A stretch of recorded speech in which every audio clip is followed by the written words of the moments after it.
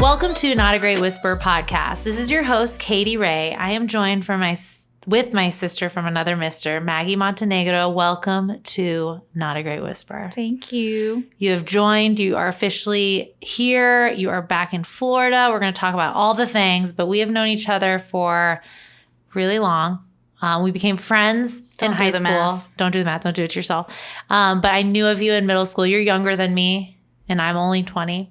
And I am so glad you're finally on the show. I've asked you like a couple times, but it's just like timing has to be right. Yeah. You just had a baby. David's 3 months old. Yeah, he's 3.5 months old. Did you think motherhood would be this amazing? No, that was the scariest thing ever. And honestly, Kate, you were my inspiration and you've been my go-to, my anchor for super all cute. Things mom related, et cetera, et cetera. Super cute because you're Miss Traveler. You have done your own thing and now you have this little nugget. So it's like, that's a big change. Oh, absolutely. Well, I think traveling, of everything that I've done in life, that has been the biggest life-changing aspect. It's so crazy. And I think that is what's going to make me a better mother also, especially the fact that I met my husband while traveling. And so my son is always going to have a second home. Oh, I think it's beautiful. I love watching you as a mom. It's super cute. It's a little scary because we're in a pandemic, but it's really amazing to watch you as a mom because we've been through all of our seasons of life, good, bad, and the ugly. No judgment. Yeah. Oh, yeah. We've been through it all, but we've done some hood rat shit together. It's very important to have that because our kids won't get away with anything, which is very important. What do they say? Can't play the player. You sounded like your mom right there, and that was amazing. Can't Shout play out the to player. Meg. Shout out to Meg. I think it's funny because people are always like, high school is such an awkward stage. We had so much fun in high school, and we played basketball together. That was, I think, our bonding, our moment. joint. Yes, I was security. I protected you because you also thought no one could get in you were for some reason I looked for trouble because I knew Katy was going to have my back. And you're like the sweetest person in the world, but when I like look back at like you're fierce. I think that's a good word to use. Who was fierce? that? Yes. Who was that? No shout outs there. That's horrible times. Sorry if we've ever bullied you. We didn't bully you, but we just protected. Apologize. Yes. Yes. Super important. What a sigh of relief. I just got that off my chest. Oh my God, do you feel better? I know, so you're good. welcome. It's like a therapeutic moment here. But I think it's important to have those people that know you through, not everybody keeps their friendships throughout their whole life. I have a couple that I've known for you and Kristen, who I've known forever. Shout out to Kristen. Yeah, third grade. But like every season, like you have been there through like every trauma or cheerleading moment. Ditto for you. I was there during your brother's time where that was really hard on you. Yeah. So it's like all these little things where it's like some big moments that are definitely life-changing. So I think it's, and even through your travels of like, I always tell people I traveled through you. But like you can take breaks from friendships. Like it's really hard when you're time difference or things like that. Like, but it's not like a break because you like catch up right when you start talking. Yeah, absolutely. I think the fact that we have known each other so long, we know so much about each other. When we do have those pauses in between and we call each other like it's nothing. And you obviously are so much better at reaching out and making sure that we do keep in contact. But I think I knew that about our relationship. I don't know how, Katy, I don't know how you have time. You've got 3 kids. Chris. I think Chris was like, what time's Maggie's interview? 2? Okay, so you'll see her at 2:30. I was like, no, she's really on time this time. I was on time. As a mom, I think you kind of nailed it. You got to pack up everything. You got to do your shit. It's changed you. Oh, yeah. And now you've got promoted on maternity leave. Yeah. What's your new title? Was actually great. It's always fearful. I know you've talked about this in the past on your podcast too, of maternity leave and just the fairness of going into being a new mother and balancing work and just this whole new role that you're taking on. I had no idea when people say it's a full-time job. I'd always kind of roll my eyes. Okay, great. Your family's growing, blah, blah, blah.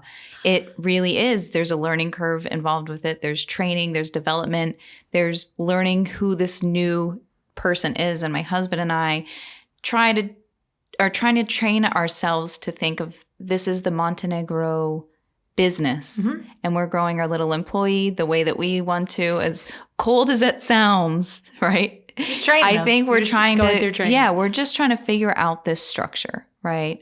We love him so, so much. You guys are both so business mind. Yeah. Well, I think that's what it is. Yeah.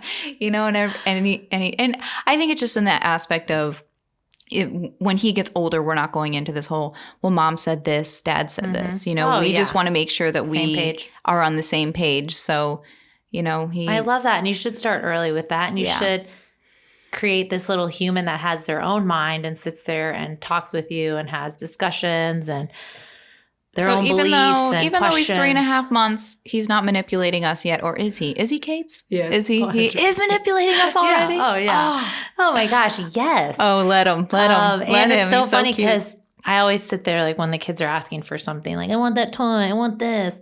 And you're like, no, can you just be thankful for what you have? Yeah. And you say it over and over, but they're never going to stop asking for the shit. I mean, did we ever stop asking for stuff? No. I know. I think at this point we're probably in over our heads, but aren't we all?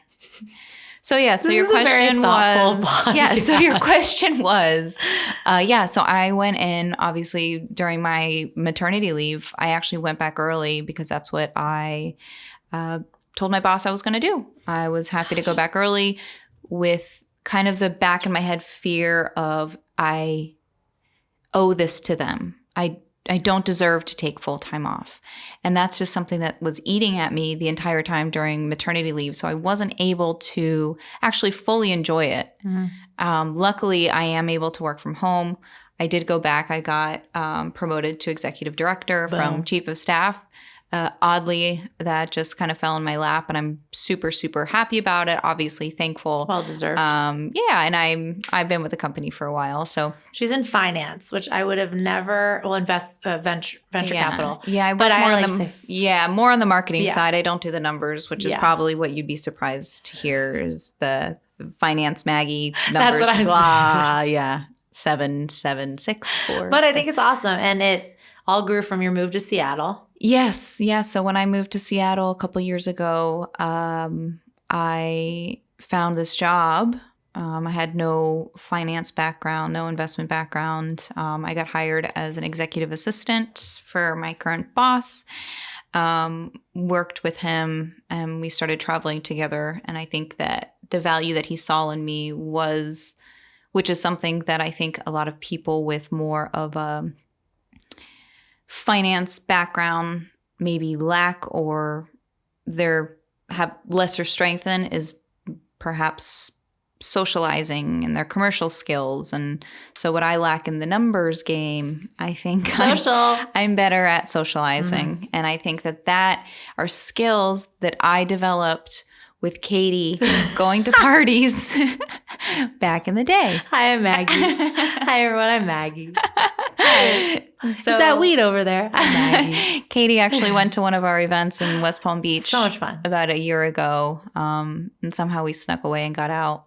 Yep. Started trouble as always. That was really fun. That's what is important. To always go back to your birthday. roots. Remember? Yeah, I came to West Palm. I went to Seattle to just feel the vibe of Seattle because it's so different than Florida.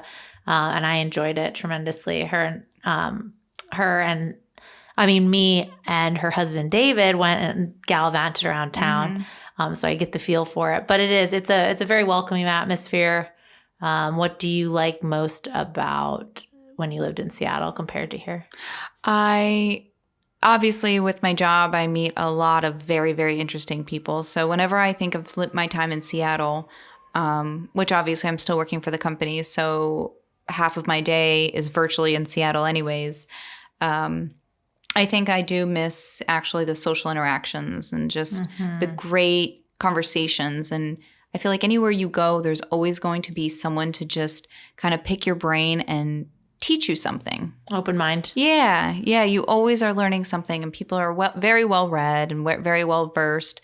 And I think for me that's something important actually to a quality of life. So they don't get their education from memes? No. I mean, certainly, the social media is oddly destroying the world here. That's not where you educate yourself? No, that's it's a whole book. other subject of the social media. Ridiculousness. And I wanted to get into this being, you delivered in the middle of the pandemic. Yeah. Okay. We were already quarantined, right? Yeah. So me being a mom is something that I actually never really thought about until I did meet my husband. And I thought, okay, this is actually coming together. I met an amazing man, a man who I never thought existed. I didn't know that men could be as cordial and kind and considerate.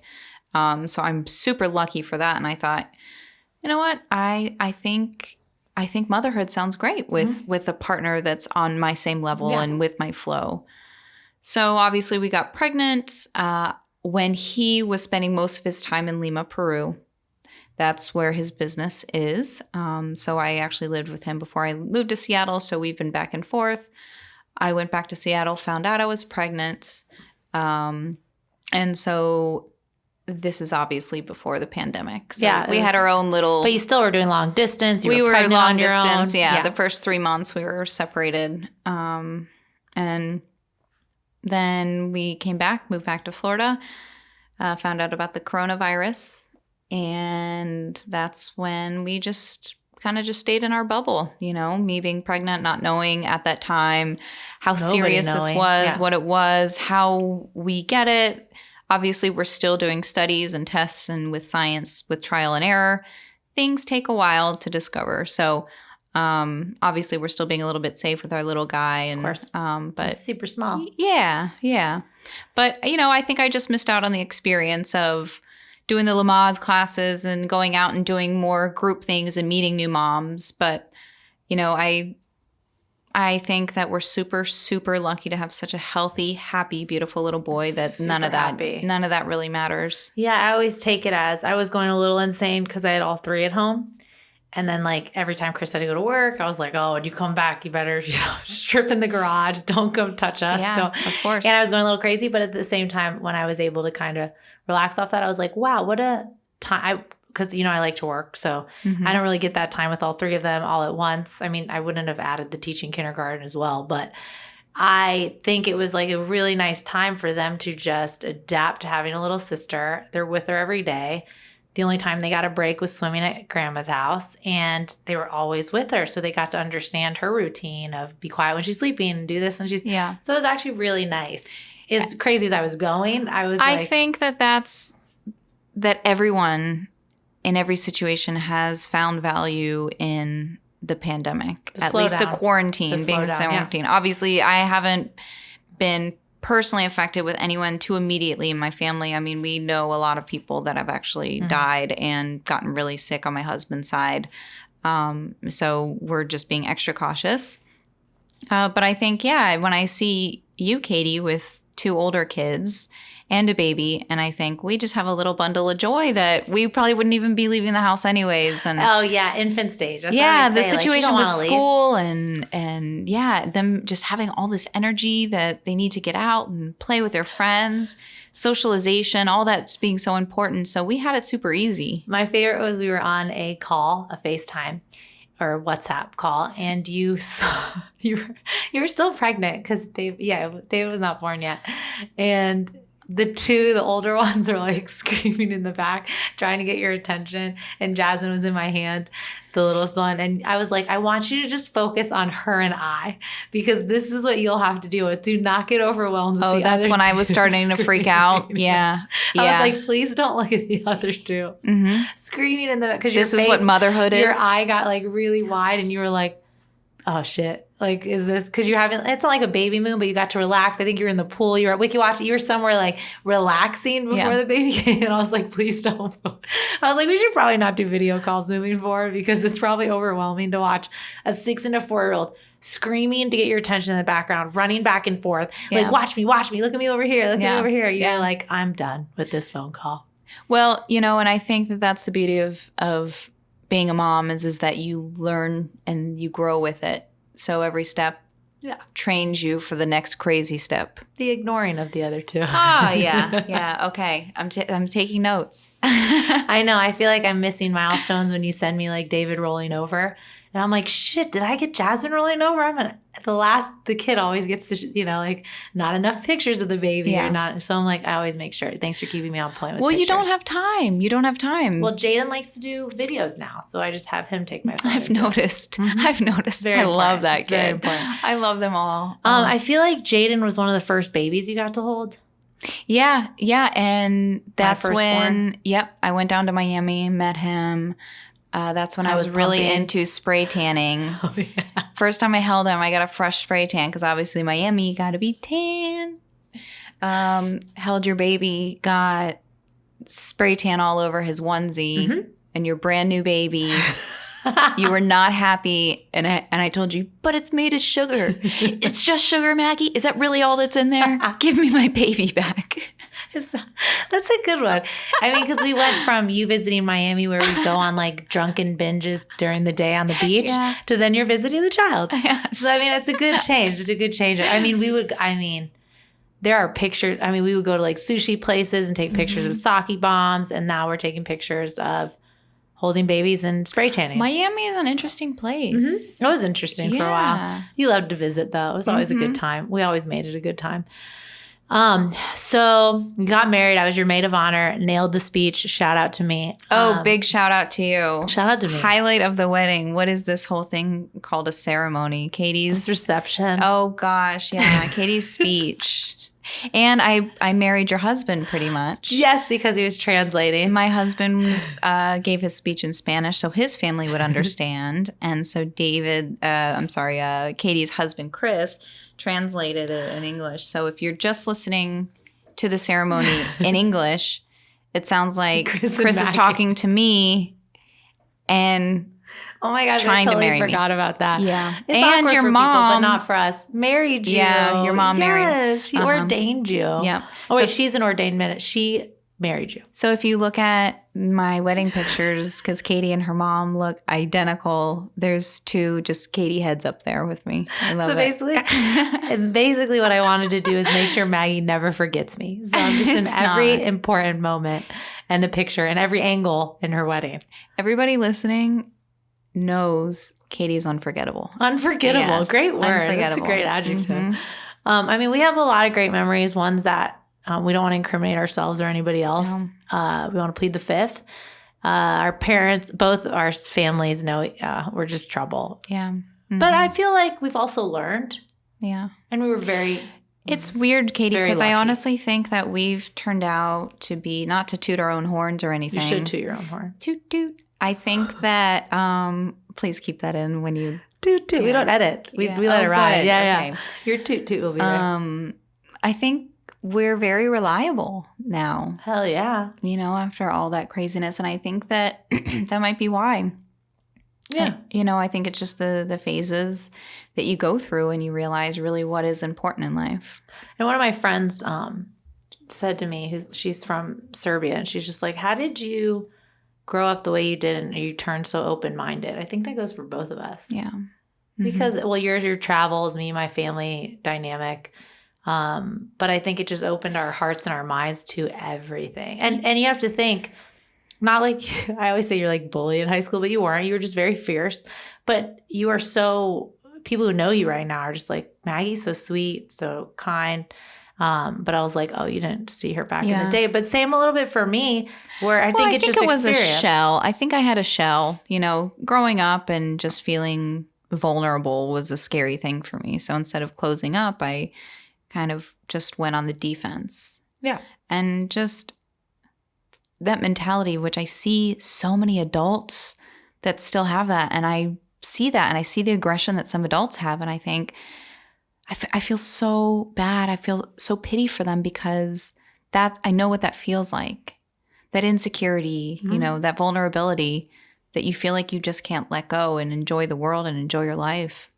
And I don't know what it was that changed. I think it's just being comfortable within your own skin, as cliche as that sounds. But God, there's nothing that brings me more happiness than putting a smile on somebody's face, making people feel comfortable to be around me. Comfortable in their own skin. Yeah. I'm just enjoying life. Yeah. Putting your feet up. Put your feet up. Mm-hmm. You should. How scary is that to imagine like making sure that you're portraying that to David every day? Of course, actions speak louder than words, but isn't that like hard on yourself? Like you're like, okay, I have to make sure he knows, like he can do what he wants, like he can be himself. He's so young right now, so it just comes naturally just to make him smile, and just because I'm so happy around him. What's going to happen when he's older and gets to that annoying phase? I don't know. We'll see. You tell me. Listen, there are some days I'm like, Jaden, wow, can you chill? And then some days I'm like, gosh, I love his energy. Yeah. I think it's really your mindset too towards it. Because like again, like social media changes my demeanor sometimes. Like little things will change my demeanor, and I have to sometimes take a step back and just be like, what am I portraying onto them? Well, what we're really focusing to in our house right now is empathy.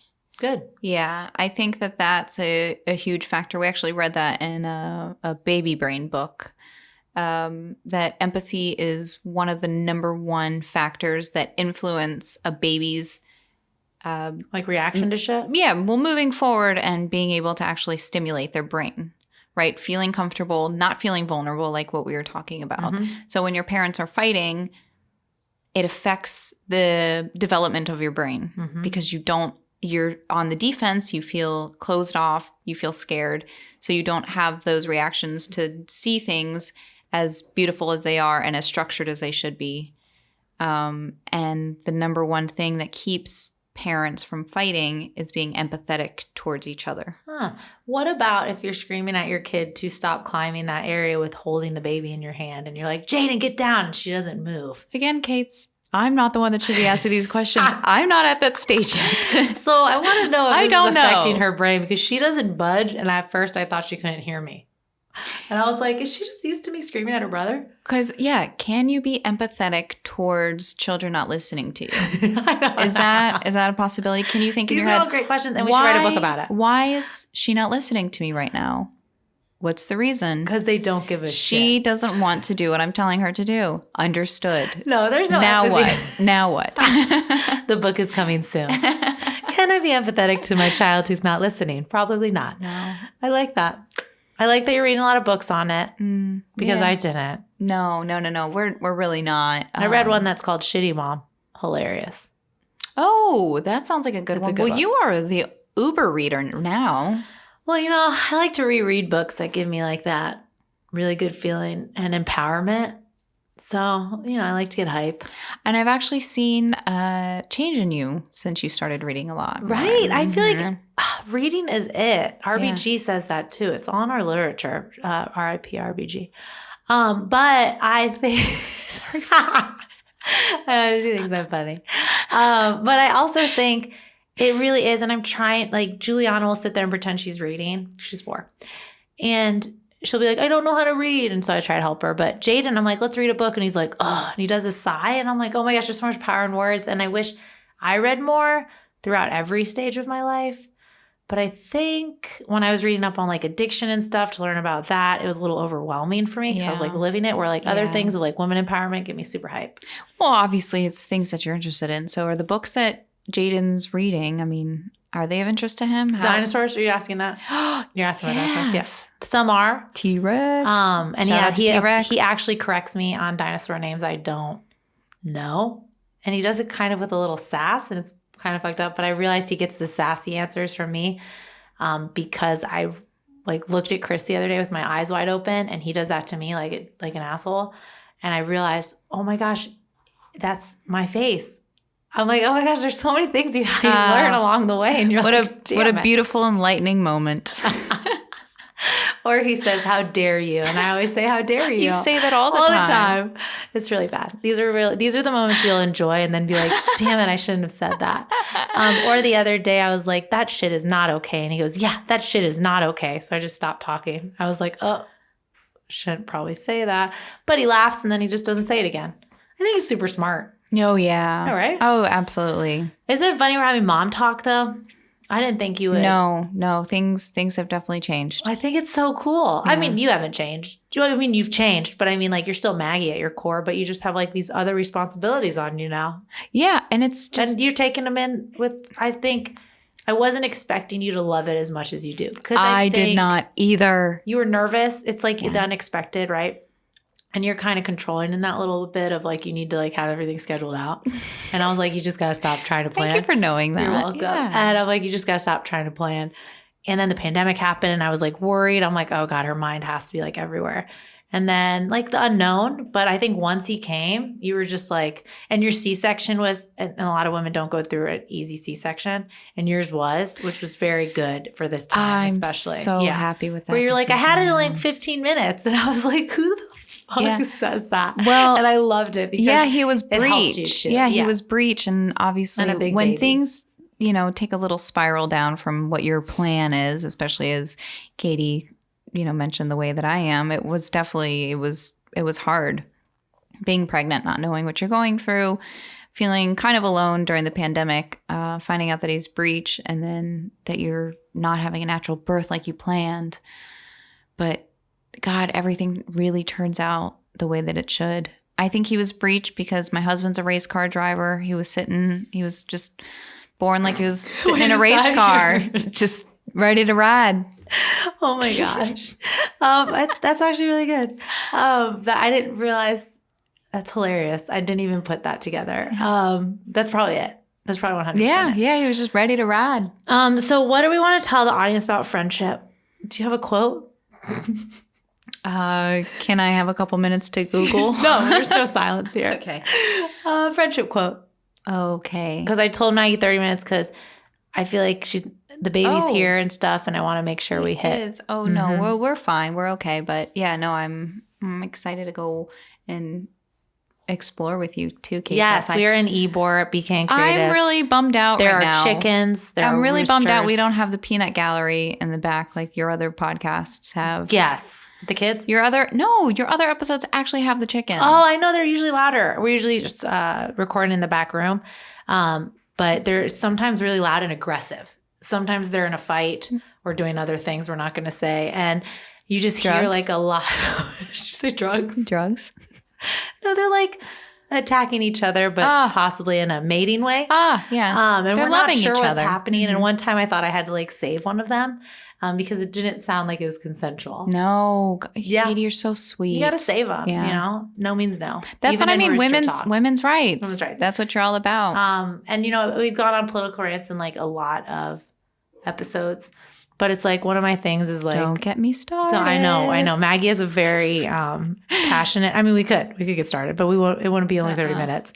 But just to love everybody and let people be who they want to be if they're good people. Yeah. Okay. Actually, that kind of sparks my brain a little bit on friendship, Katy. Yeah, I think really what I have learned, and not just with my friendship with you, because this doesn't really relate because I love everything about you, everything. I think it's truly just not only, accepting yourself, but accepting everybody for all their little differences. If someone thinks differently from you, even politically, just accept them, love them for the beauty that you see in them. Mm-hmm. If they're not obviously an ugly person. Obviously if they're not against, if they have that same like-mindedness of accepting others, then I think that we'd be able to accept them. Yeah, I think there's not one right way to think, but if you just like focus on yourself. Oh, but there's some checkpoints. There's some checkpoints that you have to obviously have. Like focus on your own shit. Stop judging other people, right? Mm-hmm. I get super passionate about stuff, and I think we're at like a season where it's kind of nice because we used to want to please everybody. Yeah, where I'm like, fuck it. Yeah, I just like fuck it. Mm-hmm. I'm not gonna add hashtag 30s. Yeah. Well, I mean, she's fresh 30. I'm mid. I'm mid. She's fresh. Yeah, exactly. It really is a season of life, and I'm in it to be like, I want to surround myself with people, and I'm not like putting you down for having different views, but I don't want to be around you. No, exactly. You know what I mean? Like, yeah. Why do I need to sit there and worry about your toxicity? And like, no, I don't. I just, in terms of value, the friendships that you value, right? Obviously, there already is that sense of like-mindedness, the core values, the core morals that you have with your friends. But when I think I notice, especially with a lot of girls, there's so much nitpicking and just it's bad. Yeah. And I think that that's one of those things where you just kind of got to let it go and just see the bigger picture of why is this person in your life. Yeah. Right? And you unlearn that behavior. We've learned to do that. Mm-hmm. You're judging people on their outfits. You're judging people by their image. Or Yeah. you're just like, why the hell have I done that? And a good example is like people are like, but it's a woman he's trying to vote in the Supreme Court. I'm like, not every woman is good. Yeah. Like, what? Yeah, I know. Like that. No, you don't just, oh, you have a vagina. I'm totally behind you. No, you have to have good character. I know. Those opposites can't be happy with anything. Yeah. We've got a damn woman in. What else do I want? She has really good impressions. I don't know who that was. That's great. Who was that? It was good. Can't wait to hear what Just that like even an old sounded angry like. white man. That was great. Like kind of like Scrooge. But yeah, it gets to that point where I don't need to hear you say, I'm a Democrat, I'm a Republican, I'm a liberal. I don't need to hear that. I just need you to accept others and have and like morally the same morals as me, really. Yeah. Just as loving people. And I don't know if it's your travels or like who knows where it came from. Yeah. It's just that's how my heart is made up. Well, yeah, I think I have more of a global view of but I feel like that. I have learned from your global view. No Reading way. as well. Oh, okay. Thank you. Thank you. Yeah. Well, we still have that to plan that trip to Ecuador. We do, and I'm super excited for that. We will. Mm-hmm. But I think for friendship, I'm so glad you're one of my longest and best friend. I think it's important to have someone who you can call at any time, like at 3 a.m, and be like, this is what's happening. And you fully support no matter what. I think it's great. And, I have sisters, you have brothers. So we have the siblings, but to have a friend who is a sister is really special. Oh, yeah. And my sisters treat you like a sister. So it's like, I love that about it, the dynamic. It's wonderful. I hope everyone has a friendship like that in their lifetime. I'm a very, very lucky woman. I'm lucky. Yeah. You're lucky? Stop it. Stop. This is fun.